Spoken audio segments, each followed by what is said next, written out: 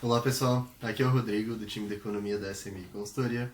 Vou falar um pouco com vocês hoje sobre o nosso cenário econômico atual.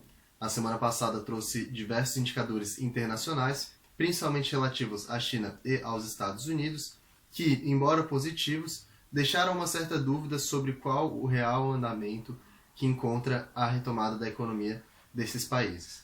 Em relação à China, a semana passada começou com a divulgação da balança comercial do país no mês de junho, que veio com um resultado positivo, um superávit de 46,42 bilhões de dólares. Esse resultado, por si só, não diz muita coisa, mas o que animou bastante o mercado foi a questão do aumento das importações e das exportações. Havia uma expectativa de queda de 10% das importações quando comparado com junho de 2019, e o que foi observado foi um aumento de 2,7%. Já em relação às exportações, era esperado uma queda de 1,5%, também na comparação anual, mas houve um aumento de 0,5% nessa medida. Por que isso acabou animando mercados? Bem, porque uma corrente de comércio maior, lembrando, a corrente de comércio é a soma das importações e das exportações, ela pode indicar uma atividade econômica mais forte. Afinal, se o país está com um ritmo de atividade mais aquecido, ele vai acabar comprando mais de outros países e também vai acabar produzindo mais e, por consequência, vendendo mais para outros países também. Então, isso acabou trazendo uma certa animação, mas que foi momentânea. Os indicadores econômicos divulgados na semana passada também acabaram corroborando um pouco com essa ideia de uma atividade econômica mais forte agora no mês de junho, assim como no segundo trimestre. Então, o PIB do segundo trimestre apresentou um aumento maior do que o esperado na comparação com o segundo trimestre de 2019. Ele aumentou 3,2%, enquanto o esperado era um aumento de apenas 2,6%. E a produção industrial de junho, também comparando com junho de 2019, veio acima do que era esperado. Ela aumentou 4,8%, enquanto a expectativa era de um aumento de 3,2%. Porém, as vendas do varejo, cujo resultado esperado também na comparação anual era de um aumento de 0,3%, teve uma queda ainda no mês de junho de 1,8% nessa medida de comparação. O que esses dados nos mostram, então? Eles nos mostram que, na verdade, esse crescimento chinês que está sendo observado agora nesses últimos meses, ele está sendo fortemente impulsionado pelo governo. Não está sendo, aparentemente, uma retomada natural que a economia estaria dando pós-pandemia. Isso é exemplificado tanto pelas vendas do varejo, porque o fato dela ainda estar negativa significa que ainda existem algumas fraquezas na economia e que existe uma certa insegurança dos consumidores, ou seja, da população em geral, por isso que as vendas do varejo acabaram tendo esse resultado ainda negativo. Outro ponto que corrobora para essa tese de que é o governo que está impulsionando a economia é ao abrir os dados do PIB. Abrindo os dados do PIB, se vê que os investimentos públicos acabaram aumentando bastante no segundo trimestre, enquanto os investimentos privados diminuíram. Ou seja, realmente é o governo que está impulsionando a parte dos investimentos, que no caso da China é um dos itens que tem o maior peso no cálculo do PIB. Com isso, ainda não se tem certeza sobre qual a real força dessa retomada econômica chinesa. Ou seja, ainda não se sabe se essa retomada está sendo algo que progressivamente vai realmente trazer aí uma atividade chinesa mais forte a partir dos próximos meses, ou se ela está sendo algo artificial, algo que está sendo promovido pelo governo, o que então geraria dúvidas sobre a real sustentabilidade desse crescimento, se ele realmente seria um crescimento que se sustentaria nos próximos meses, ou se ele pode apresentar falhas caso o governo acabe se vendo com dificuldades em continuar esse financiamento ou acabe tendo que levar seus esforços para outras áreas. Então, em relação à economia chinesa, nós temos ainda muitas dúvidas sobre como está sendo essa recuperação deles. Nos Estados Unidos, a situação já é um pouco diferente. Lá, tanto os dados de produção industrial quanto os dados das vendas varejo vieram acima do que o mercado estava esperando. A produção industrial era esperada uma alta de 4,3% em junho na comparação com maio, ou seja, a comparação mês a mês, enquanto observado foi um aumento na sua atividade de 5,4%. Já as vendas varejo cresceram 7,5% em junho, também comparado com maio, enquanto o esperado era uma alta de 5%. Vale notar que para ambas as atividades elas ainda continuam abaixo do nível que estariam antes da pandemia. Elas continuam na comparação anual tendo um resultado negativo. Um ponto de atenção muito importante ao se olhar a esses dados é que o mês de junho ele ainda trouxe uma continuidade da reabertura econômica do país. Isso acaba influenciando principalmente ali a questão da produção industrial, mas também afeta bastante as vendas do varejo, porque vários locais que ainda estavam fechados no mês de maio, em junho também passaram a abrir. Então é natural que haja realmente esse aumento nas atividades. Porém, é bom prestar atenção porque alguns estados já estão sendo obrigados a voltar atrás nas suas medidas de reabertura, ou seja, estão sendo obrigados a fechar novamente as suas economias. Então é possível que esses dados acabem piorando um pouco mais agora nos próximos meses, conforme o número de casos lá nos Estados Unidos aumenta de maneira bem drástica. Sobre as vendas do varejo em específico, vale lembrar também que o governo dos Estados Unidos deu um auxílio para os seus cidadãos de $1.200, o que acabou ajudando também que se mantenha esse nível um pouco maior, principalmente quando se compara em relação à produção industrial. As vendas do varejo já tiveram uma recuperação muito melhor do que a indústria, mas basicamente dado por esse fato e também o efeito emprego. Algumas pessoas já voltaram a trabalhar, então isso também acabou contribuindo para que elas voltassem a consumir e voltassem a mexer nas rodas do comércio. No entanto, dado esse cenário de aumento de casos de Covid-19 nos Estados Unidos, com o fato de que esse aumento na atividade ainda se dá muito pela reabertura das economias, ainda é muito cedo para nós afirmarmos que existe uma tendência efetiva de melhora econômica lá nos Estados Unidos. Ele ainda pode sofrer alguns retrocessos, conforme o número de casos aumenta, e os estados se vejam obrigados a ter que fechar as atividades novamente. Outros pontos de atenção no nosso cenário internacional.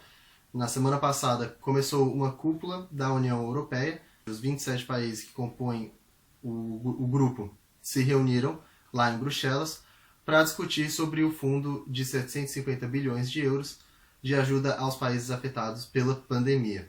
Esse fundo já vem sendo discutido há um bom tempo. O objetivo deles era sentar e, em 2 dias, decidir realmente como é que eles iam fazer a implementação desse fundo. Acontece que ainda estão ocorrendo as discussões, hoje mesmo ainda não tinha sido decidido como eles iam fazer para implementar. A questão central é de que alguns países querem que esse fundo seja distribuído como subvenções, ou seja, como doações para os países que necessitarem, enquanto outros países querem que ela seja distribuída através de empréstimos. Então seriam empréstimos que os países tomariam, ainda que a juros baixos eles teriam que pagar novamente para a União Europeia. A proposta mais recente que foi feita era de uma divisão mais ou menos igualitária, então 400 bilhões de euros seriam distribuídos através dessas doações e os 350 restantes seriam distribuídos na forma de empréstimos. Ainda assim, líderes da Holanda, Suécia, Áustria e Dinamarca não gostaram muito dessa proposta e eles desejam que as concessões, ou seja, que as doações, sejam limitadas a 350 bilhões de euros. Então essa discussão ainda está sendo encaminhada, ainda não sabe exatamente como que vai ser a implantação desse fundo. Já na relação entre a China e os Estados Unidos, na semana passada nós tivemos mais um episódio de estresse que aumentou a tensão entre esses dois países. Dessa vez, o presidente dos Estados Unidos, Donald Trump, sancionou uma lei que prevê penalidades a autoridades chinesas que violarem direitos de habitantes de Hong Kong, principalmente relacionados à liberdade de expressão e de reunião pacífica. Então, autoridades que, por exemplo, usem da violência para reprimir protestos pacíficos receberiam algumas sanções do governo norte-americano. Além disso, essa lei também prevê sanções para bancos que negociem com essas autoridades. A isso, a China reagiu afirmando que essas ações são tentativas de interferir em assuntos internos e que os Estados Unidos estavam cometendo um grande erro. Ou seja, mais uma vez, temos uma ação dos Estados Unidos em relação à política chinesa e que acaba gerando mais uma tensão entre esses dois países. Ainda assim, não há nada que nos faça acreditar que o acordo comercial entre os dois países vai ser rompido, mas a cada episódio desse tipo que acontece, uma quebra desse acordo e uma volta àquele contexto de guerra comercial entre os dois países se torna mais provável. Aqui para o Brasil, A grande novidade da semana é que o ministro da Economia, o Paulo Guedes, afirmou que vai encaminhar a primeira etapa da reforma tributária ao Congresso nesta terça-feira. Ele confirmou que essa primeira fase vai contemplar a junção das tributações PIS e do COFINS para criar um único imposto sobre valor agregado, chamado também de IVA. Além disso, ele também já adiantou que, talvez não nessa primeira etapa, mas pelo menos em futuras etapas, vai ser criado um imposto sobre dividendos. Até hoje os dividendos não são taxados, então o objetivo dele seria criar esse imposto sobre dividendos, reduzindo em contrapartida o imposto de renda para pessoa jurídica, ou seja, para empresas. Agora, o que vai ser feito com esses projetos que Paulo Guedes vai encaminhar vai ser o seguinte: na comissão mista que foi formada lá no início do ano para discutir a reforma tributária, vai ser juntada a PEC 46, a PEC 110, que são dois projetos de emenda à Constituição diferentes, um que transita no Senado e outro que transita na Câmara, mas que eles pretendem juntar em uma única proposta. A isso, eles vão juntar também as propostas que o governo manda, começando por essa que vai ser encaminhada agora na terça-feira, para formar então uma proposta única. Essa proposta única é que então vai seguir para o Congresso, vai tramitar de maneira normal, ou seja, vai passar por todos os processos que precisa passar, tanto na Câmara quanto no Senado, e depois então seguirá para o Poder Executivo para que ela seja sancionada e aí entre em vigor. Bom, para que então serve essa comissão mista, se essa proposta vai ter que fazer todos os trâmites legais que normalmente ela faz? O objetivo deles é que, ao juntar já todas as propostas existentes, eles consigam encaminhar para as tramitações do Congresso uma proposta em que já haja um certo consenso sobre os seus pontos. Assim ela não precisa ser discutida por tanto tempo e ela consegue tramitar de maneira mais rápida para que, o quanto antes, nós consigamos seguir com a agenda de reformas. Sobre nossos indicadores aqui do Brasil, na semana passada nós tivemos a divulgação apenas do IBCBR, o Índice de Atividade Econômica do Banco Central, que subiu 0,3% no mês de maio, na comparação com abril. Esse resultado é bem menor do que esperava, a expectativa era de um aumento de 4,5%, o que demonstra realmente ainda essa nossa fraqueza econômica nesse período pós-pandemia. A gente teve algumas melhoras, principalmente nos indicadores de renda de varejo, por causa da reabertura de alguns estados, mas a nossa atividade ainda continua sofrendo bastante com os efeitos da pandemia, e a tendência é que ela continue sofrendo, principalmente se continuar essa tendência que nós já observamos de que algumas cidades e alguns locais estão tendo que fechar suas atividades novamente. Na comparação anual, o índice continua apresentando uma queda forte, de 14,24%, e é bem provável que nós não vejamos uma melhora significativa e constante, ou seja, com uma tendência real de melhora, ainda nos próximos meses. Para essa semana, então, que temos para acompanhar, além, claro, do encaminhamento da proposta de reforma tributária pelo Paulo Guedes agora na terça-feira, nós não teremos muitas divulgações nos nossos calendários econômicos. Aqui no Brasil, o destaque vai ficar para o IPCA 15, que vai ser divulgado na sexta-feira, enquanto internacionalmente o destaque fica para o Índice de Gerência de Compras, o PMI composto, da zona do euro, que também será divulgado na sexta-feira. Então é isso, pessoal. Embora os dados ainda não apontem para uma tendência clara em relação à economia mundial, os dados divulgados na semana passada acabaram afetando o mercado de uma maneira positiva, acabaram aumentando o otimismo dos agentes. Com isso, o Ibovespa, o nosso principal índice da Bolsa, acumulou uma alta de 8,24% no mês de julho até a sexta-feira passada. Enquanto o IMAB, índice de renda fixa atrelado à inflação, acumulou alta de 2,85% no mês de julho, também até a sexta-feira passada. Caso vocês tenham alguma dúvida ou alguma sugestão, por favor, entre em contato com a nossa equipe, nós estamos sempre à disposição.